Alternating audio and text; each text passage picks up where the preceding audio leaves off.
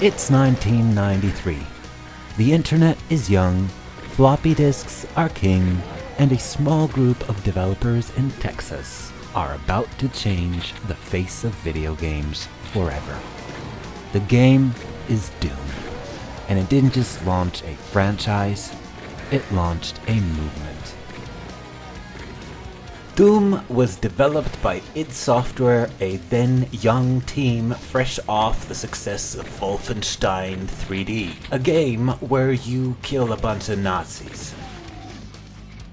Led by John Carmack and John Romero, they wanted to create something darker, faster, and more visceral, a game that would push both technology and taste. Using Carmack's revolutionary 3D engine and Romero's level design brilliance, Doom aimed to blend sci-fi horror, heavy metal, and fast-paced action into something unlike anything gamers had seen before. Development was intense.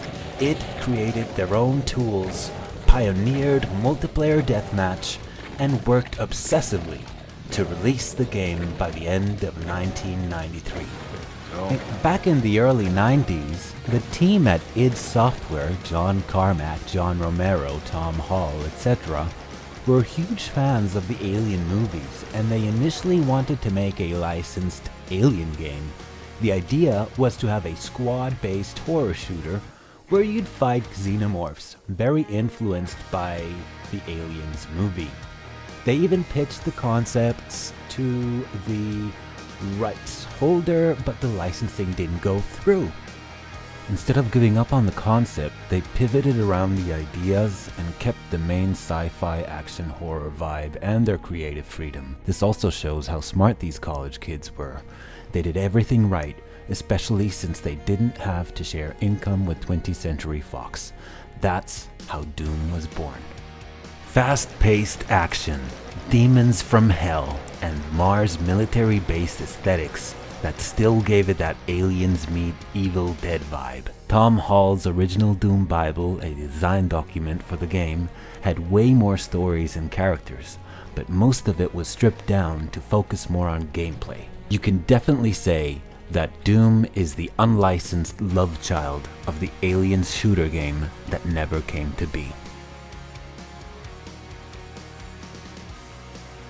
On December 10th, 1993, Doom Episode 1, Knee Deep in the Dead, was released as shareware. That meant the first third of the game was completely free, distributed online and through bulletin boards.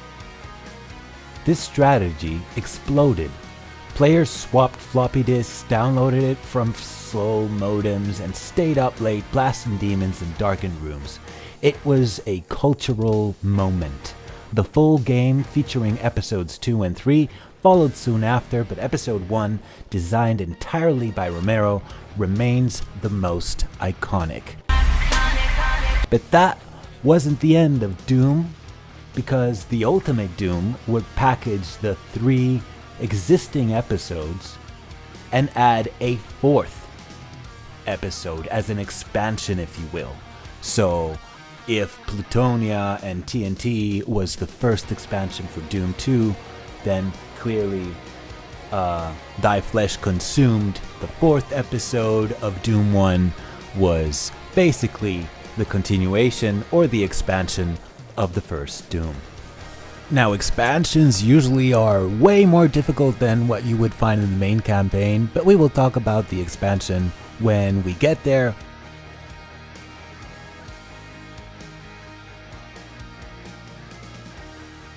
Doom received widespread acclaim for its speed, atmosphere, and technical achievements. It also sparked controversy with critics decrying its violence, satanic imagery, and addictiveness. Despite, or maybe because of this, it became one of the most influential games of all time. Doom popularized the first-person shooter, inspired countless clones, and proved the power of shareware distribution. It also laid the groundwork for modding communities, speedrunning, and LAN parties. Things we take for granted today. As you can see from the gameplay footage, you are a guy with a bunch of guns, you're pissed off, and you're on Mars or in hell, and you're blasting your way through different types of demons. The first type of demons will be the pistol zombies and the shotgun zombies. They are what we call today fodder enemies.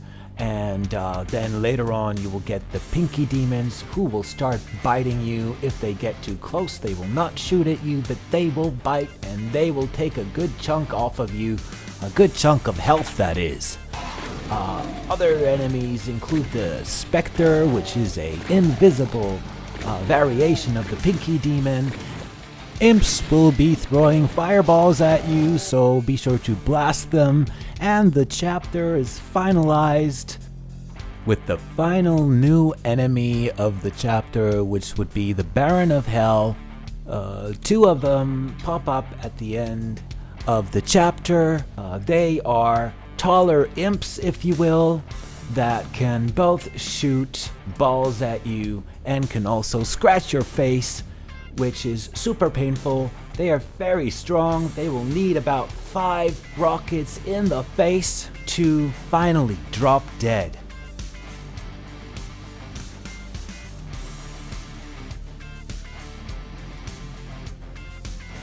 Episode 1 didn't just define Doom, it defined a generation of games. From Half-Life to Call of Duty, the DNA of Doom runs deep. Even decades later, players still return to knee-deep in the dead, speedrunning it, modding it, dissecting every corridor. It's a perfect slice of game design history. The Hangar is the first map in the chapter, the iconic opener, a masterclass in guiding players without tutorials, the pulsing soundtrack, the open central room, the secret areas. It's burned into the memory of an entire generation. Doom wasn't just a game, it was a revolution, and Episode 1 was its battle cry. And if you've never played it, well, there's no better time to go knee-deep in the dead. Especially now, since the game has been remastered yet again last year in 2024.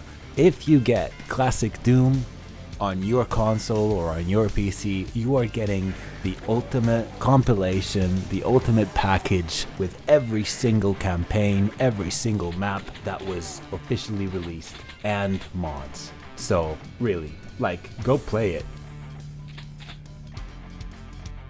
If you enjoyed this video, please let me know in the comments. Tell me which map is your favorite in Knee Deep in the Dead. Let me know in the comments, and I shall continue with part 2 of my Doom retrospective. Doom the Dark Ages releases May 15th for PS5, Xbox Series X, and PC.